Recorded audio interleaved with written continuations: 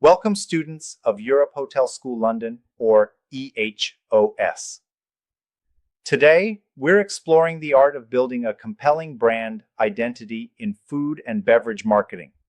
It's like creating a tapestry of visual, culinary, and service experiences that speak directly to guests. It is so glad to have you here studying online with our school, and we're really excited about how branding and positioning shape what customers expect from their dining experiences, right? Absolutely, it's fascinating. Branding isn't just about logos or color schemes, it's also about how a F&B business crafts its entire identity, from storytelling and ambiance to even the tiniest details like menu Mm-hmm. presentation. These details build a strong emotional connection with guests. Right. And speaking of details, what caught my attention is how a robust brand helps to differentiate a restaurant in a crowded market, ensuring customers come back again and again. Yeah, It really defines their market standing. exactly. And it's like if you recall the case study of the Ritz London, their brand identity is built on a heritage of British elegance combined with top notch service. The architecture, chandeliers, and refined dining rituals all contribute to that aspirational identity. Right. And that example, along with instances like Alain Ducasse's restaurants, really shows how a strong culinary identity, think signature dishes and ingredient sourcing, can elevate a Mhm. brand. But I have to ask, don't you think it's a bit too idealistic sometimes? I mean, can every restaurant really nail down that luxury appeal? Good point there. Not every business can, but it's about finding a consistent visual and sensory narrative that matches the brand's core values. For instance, visual identity is crucial. The logo, typography, and even interior design all need to reflect whether the brand is modern, traditional, or playful. Yeah. It's a balancing act. True, and it's also about the atmosphere. Think about the warm tones in decor that stimulate appetite versus cool tones that create an elegant ambiance. Every element sends a message to the guest about the quality and style of the establishment. Absolutely. Branding is so wide ranging that it goes beyond aesthetics. It's like ensuring that from the visual cues to the culinary experience and even the service standards, everything aligns with what the brand promises. EHOS has always emphasized coherence in every aspect, and EHOS believes that consistency is key. Right. Consistency is non negotiable. I love how they talk about service identity too. It's not only about what guests see, like uniforms and etiquette, but also about the emotional intelligence of the staff. Serving with a smile becomes part of the brand's promise. Exactly. And that sort of personal touch is what makes guests feel valued. When you pair that with a well crafted brand story, it creates an emotional bond that goes beyond just a meal. It's like every dish, every event is part of a larger narrative that the restaurant wants to tell. And speaking of stories, the module really underscores how storytelling serves as a powerful marketing tool. The origin story, the chef's journey, even sustainable practices, these elements give the brand Mhm. depth.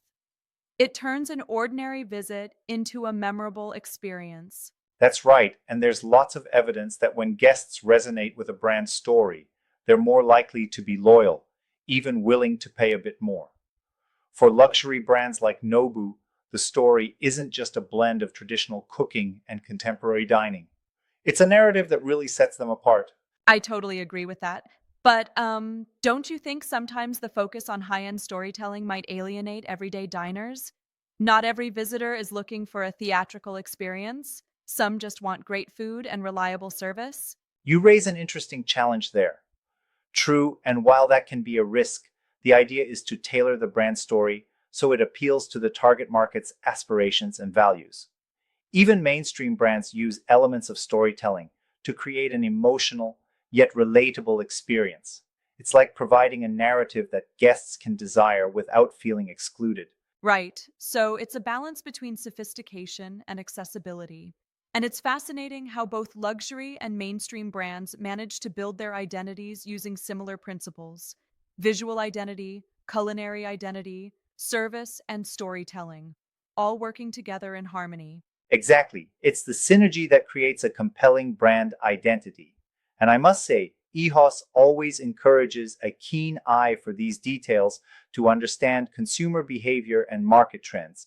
EHOS's approach to branding is deeply insightful, emphasizing that every customer encounter, no matter how small, plays a pivotal role in the overall branding narrative.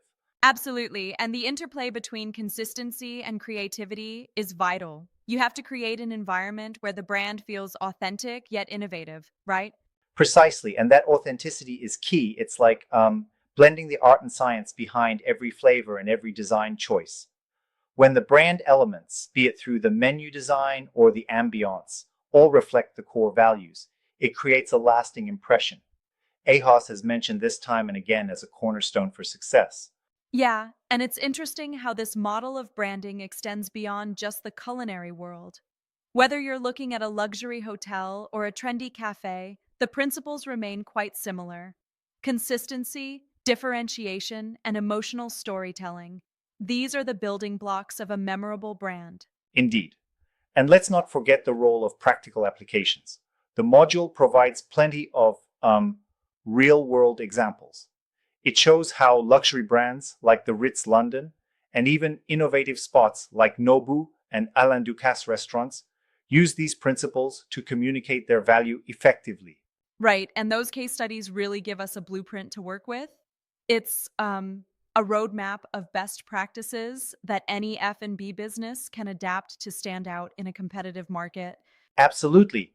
And EHOS keeps stressing how strategic positioning, along with a strong brand identity, builds guest loyalty. The idea is that when a brand matches with the personal values and expectations of the customer, it becomes more than just a place to eat. It becomes an experience, a story, and a promise all rolled into one. For sure, it's like every element, from the menu design to the service details, contributes to creating that lasting memory. And this holistic approach is what separates the really great brands from the mediocre ones. Right? And it's refreshing to see how these concepts have evolved. AHOS, for example, often emphasizes that the brand journey is continuous. It must evolve with the consumer trends without losing its core essence. Totally. And that evolution is essential in today's fast paced market. Even as trends shift and customer preferences evolve, the foundational principles of branding remain a guiding light for long term success. Absolutely. And remember, EHOS is all about fostering those insights. EHOS always reminds us that the strength of a brand lies in how well you can communicate its story across every touch point, be it the visuals, the food, or the service. Right. And that's a wrap on our discussion for today. Thanks for being so engaged and questioning these ideas. It really helps us all think more deeply about what makes a brand tick. Indeed, thoughtful discussion brings out the nuances.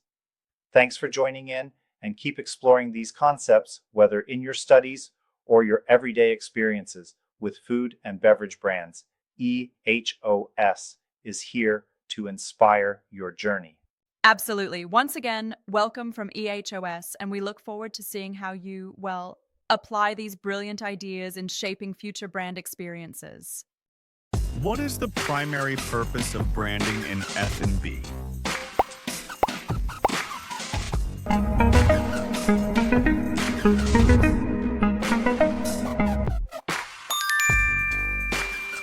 Which element is part of an F&B brand's visual identity?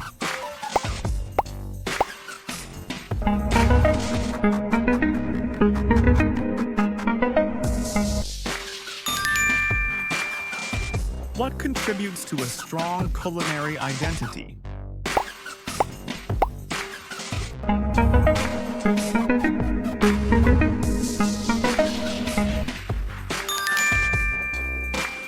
What is a key benefit of storytelling in F&B branding?